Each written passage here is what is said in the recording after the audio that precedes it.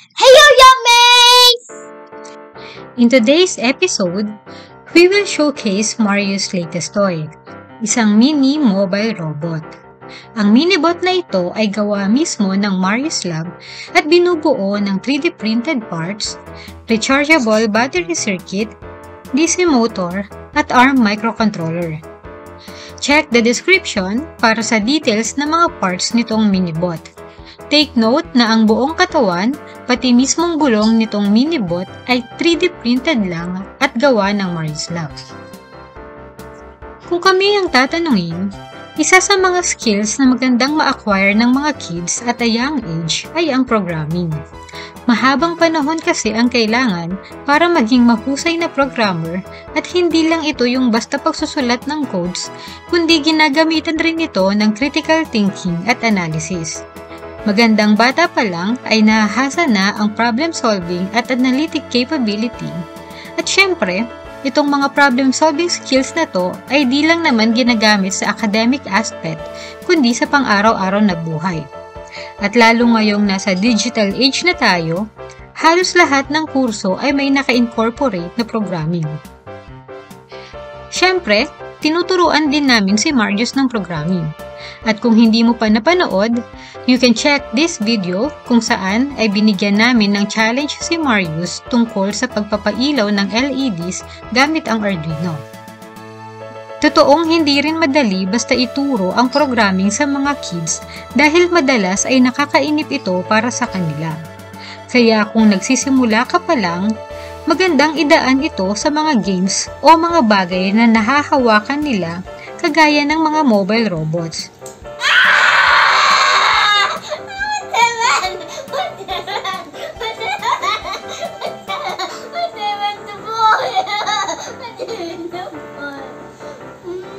Sa madaling salita, ang mobile robot ay isang machine na gumagalaw ng kusa depende sa kung ano ang nakaprogram sa kanila. Meron ding mga mobile robots na hindi ginagamitan ng programming kagaya nitong nabili namin sa Shopee sa halagang 135 pesos lang. Pwede ka ring magsimula muna sa ganito para ma-practice ang assembly at maging familiar sa mga mobile robots. Sa mga bago lang sa aming channel, ang Marius Lab ay combination ng mga advanced math problems na sinosolve ni Marius at a very young age, mga math tricks, games, travels, at iba pang fun activities na pwede ninyong gawin o ituro sa inyong mga kids. Kung hindi ka pa nakasubscribe, please click the subscribe button. Since mahilig si Marius sa kotse, niregaluhan siya ni Tito Mike ng malaking kotse na ito. At dahil mobile robot ang pinag-uusapan natin, syempre meron dapat area kung saan tatakbo ang minibot natin. Kung napansin mo nga pala itong si Wally, ito ay mobile robot na gawa rin namin dito sa Marius Lab. Umaandar yan at napapadalhan ng commands gamit ang mobile phone. Sa mga susunod na videos ay ipapakita namin ang details nitong si Wally. Going back to our minibot, simple lang ang target natin for this episode. Kailangan lang i-program ni Marius ang minibot para lagpasan itong letter M na maze natin. Fun trivia, nung ginagawa ko itong maze, ang iniisip ko ay ganito ang movements na gagawin ni Marius. Kaya di ko masyadong expect nung ganito yung movements na sinabi niyang gagawin niya nung tinanong ko na siya.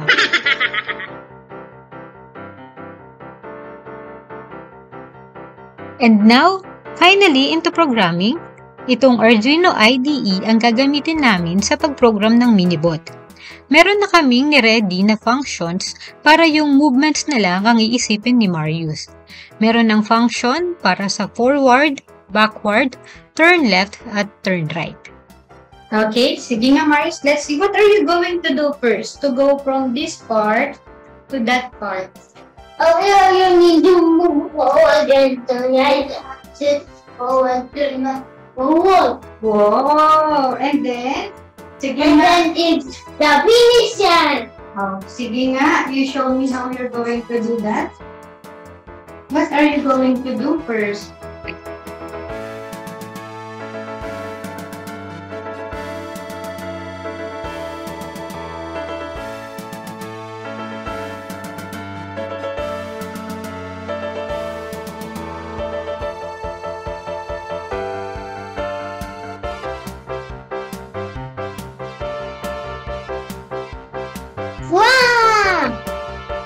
You can dance forward. Yeah, and then you need to put this one, the parenthesis, and you put the number of steps. How many steps do you think from here to here? Yes, down. Yeah, you try. You think, 9. you think it's 9? Yeah, look at this. You count. Oh, sige, let's try 9. 1, 2, 3, 4, 5, 6, 7, 8, 9. Oh, let's try if this will go to 9, huh? Let's check. Oh, you think it's kulang? Maybe you need to add a little more. Oh. Let's try 11. Oh, let's try more. Let's say 15. Yeah. Yeah. Up here. Oh, is that okay now? Uh-huh. Oh, what are you going to do next? Turn right. Turn right. Yeah, got it.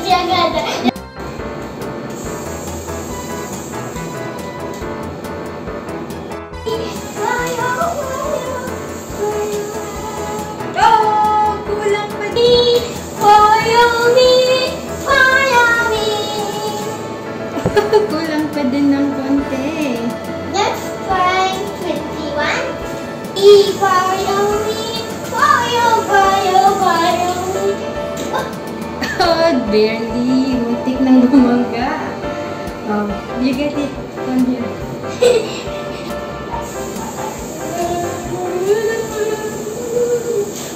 What's next? Turn right. Turn right again? Another turn right. And Turn right again. you copy turn right. Okay. Oh, sige. I'll copy it for you. And then you copy move forward. How many times do we need to move forward? 15. Let's try. Oh, sorry. We move forward by 50. Let's see.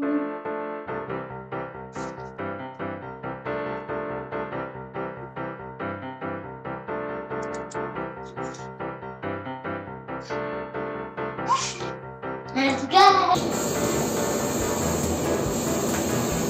Oh, bangga! Wait, let's put it again.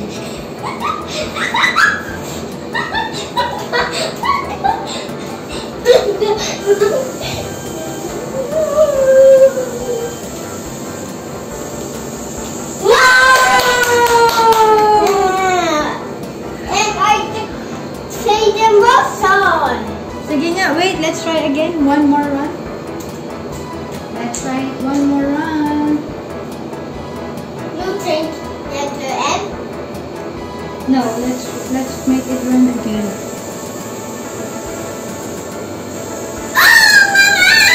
Very good, Marius. Good job. Last one. Yes. Everyone up before me.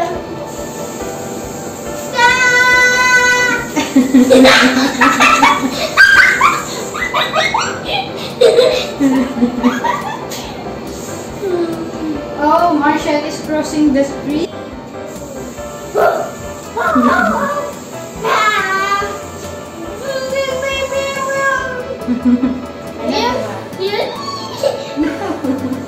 And the motor is riding the. Excuse me. No, that's.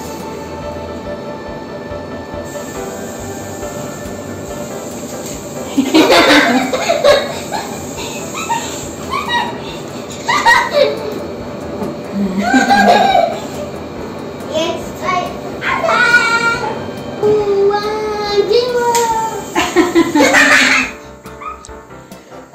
And that's it. Hope na enjoy ninyong panoorin ng aming video At sana ay na-inspire din kayong mag-introduce ng robotics at programming sa inyong mga kids. Watch out for more electronics, programming, or robotics video from Marius Lab. And don't forget to subscribe. Bye!